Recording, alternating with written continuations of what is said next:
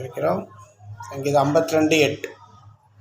நானோ உமது ஆலயத்தில் பச்சையான ஒலிவ மரத்தைப் போல் இருக்கிறேன்.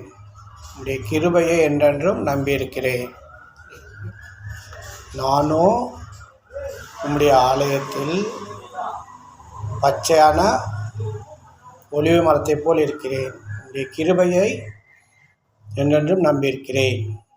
அப்போது